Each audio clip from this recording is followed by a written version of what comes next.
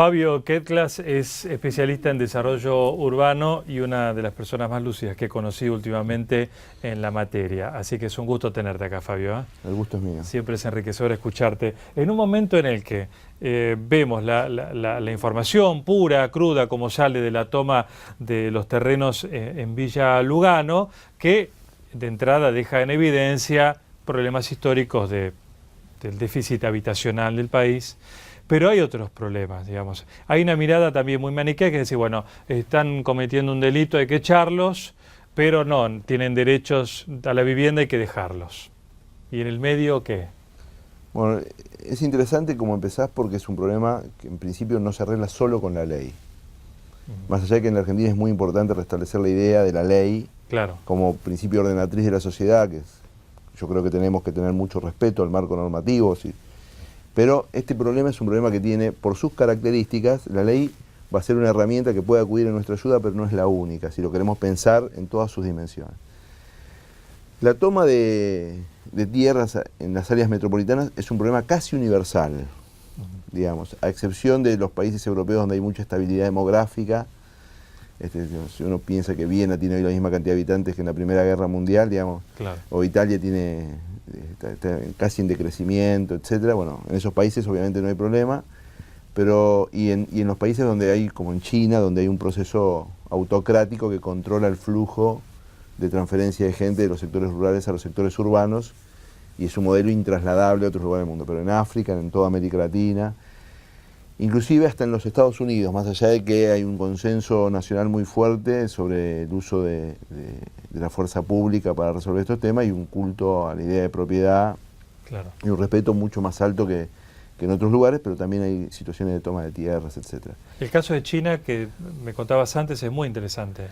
Sí, el caso de China es interesante para que pensemos por muchas cosas, ¿no? O sea, cuando en los años 80 China empieza el proceso de intensificación de su urbanización derivado del cambio de modelo económico, en los debates del políbulo chino estuvo en la cabeza de los decisores el ejemplo latinoamericano, como el contraejemplo. O sea, lo que no tenía que ocurrir en China es que se conurben las ciudades con una población subatendida y que eso podría producir una explosión política.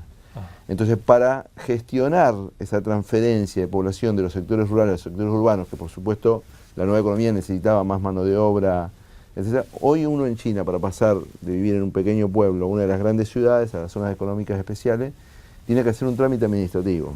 No es que mañana me mudo a Pekín. No, tiene que ir a una oficina pública y pedir un permiso donde le preguntan qué sabe hacer, y eso son, no conozco en detalle, digamos, son unas tablas móviles.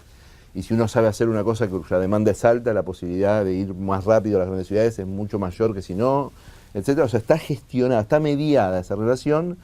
O sea, no se rige por el principio de libre movilidad, que es el principio que rige a la mayoría de los países, por lo menos en Occidente. Entonces esa circunstancia es una circunstancia incomparable, porque habla de una centralidad de la política en la gestión de estas circunstancias, de los flujos migratorios. Cuando yo dije al pasar, que quizás lo dije demasiado rápido, el mundo es crecientemente urbano y sobre todo crece en las grandes ciudades a tasas más altas que las ciudades medianas. Esto también tiene que ver con el cambio de paradigma económico y la aparición de economías, de nueva matriz, digamos, en las ciudades, etc.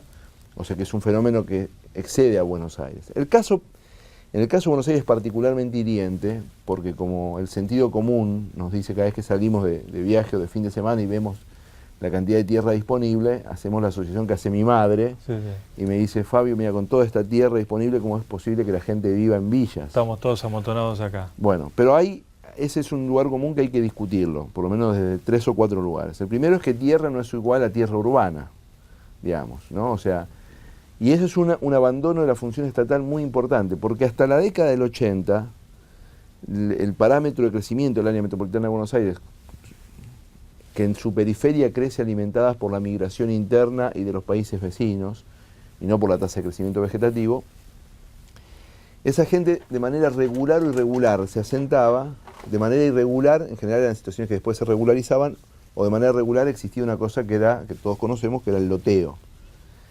El loteo presupone una serie de circunstancias que a partir de la década de 80 empezaron a desaparecer, no solo por la competencia por ese suelo entre los countries y el loteo popular, que es un dato clave, sino que la mayoría de la gente que migraba encontraba un empleo formal. Y la Argentina tenía distintos mecanismos de acceso a distintas vías de crédito, que es la clave: suelo disponible en condiciones de suelo urbano, urbanizable, y acceso al crédito. O sea, es tan lesivo para el derecho a la vivienda en la Argentina no disponer suelo urbano como no disponer de un sistema financiero que pueda proveer de crédito a los sectores populares.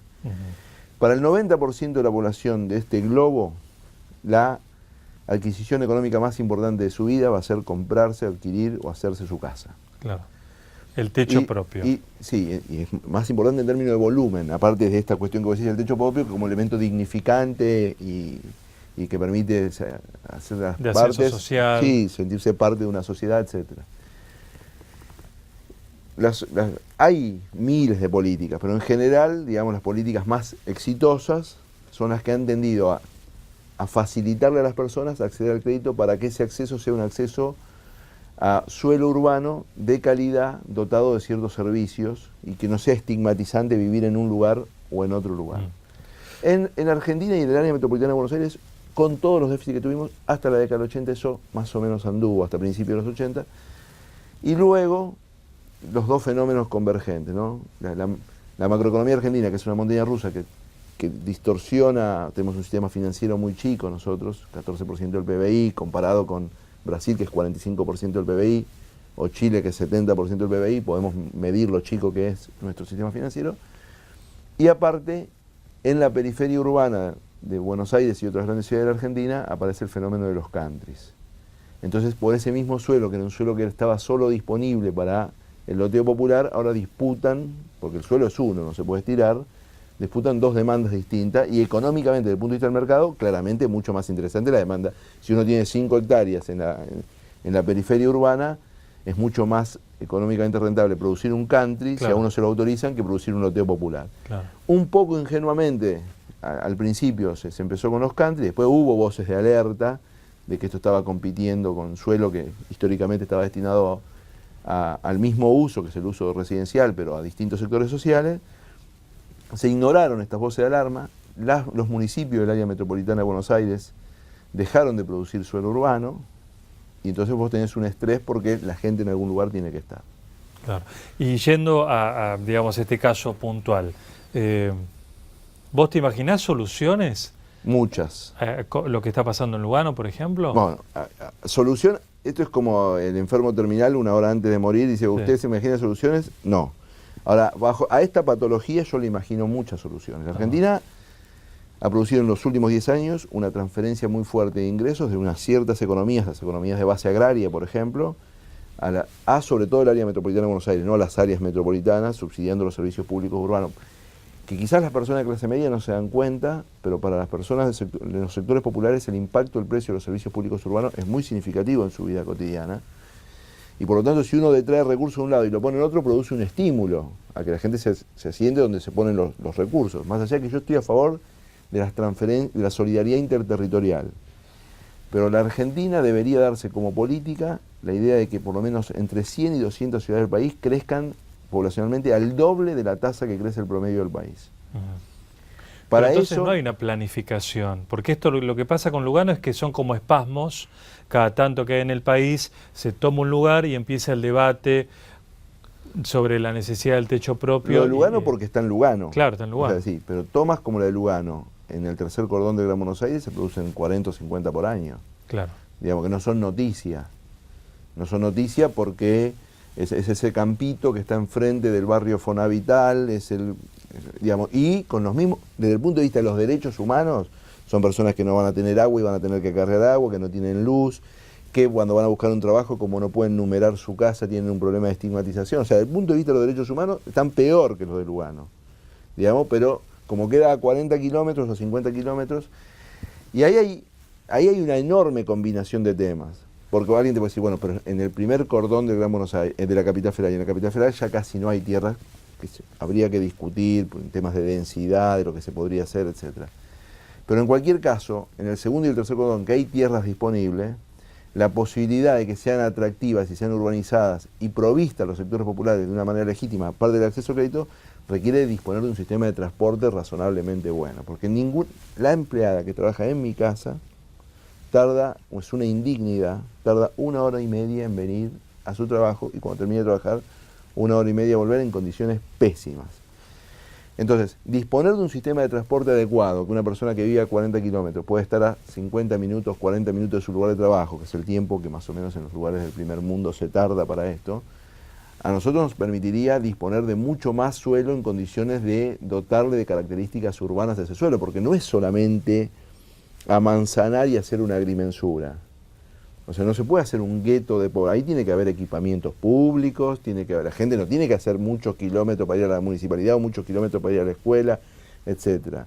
Y en la medida de lo posible hay que tratar de mezclar poblaciones para romper esta idea de que la ciudad es una segmentación de públicos diversos. Digamos. La ciudad debe darnos características de circulación, para usar un adjetivo quizás democrática. Sí, y en estos 30 años de democracia, para no cargar las tintas sobre nadie en particular, pero ¿vos crees que hubo algún plan habitacional serio? ¿Cuántos metros cuadrados se han construido o se han planificado para los sectores más vulnerables? No es un problema de metros cuadrados, bueno, ahí pusiste para los sectores más vulnerables, no es un problema de metros cuadrados construidos nada más, voy a decir. ¿Por qué? En la Ciudad de Buenos Aires hay 170.000 departamentos vacíos.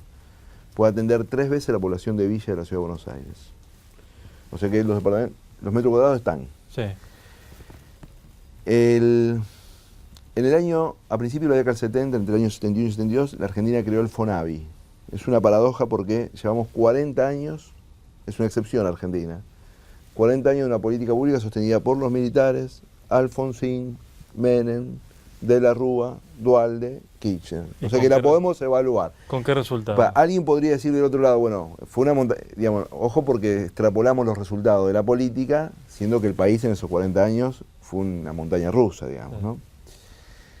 Cuando esta política se impulsó, que es de traer recursos del empleo formal para crear un fondo que a través de la provincia ejecute programas de vivienda pública fácilmente accesible a los sectores populares, esta es la idea básica. Cuando esto se formuló, la Argentina tenía 23 o 24 millones de habitantes y teníamos un déficit que se calculaba en 1 millón de viviendas.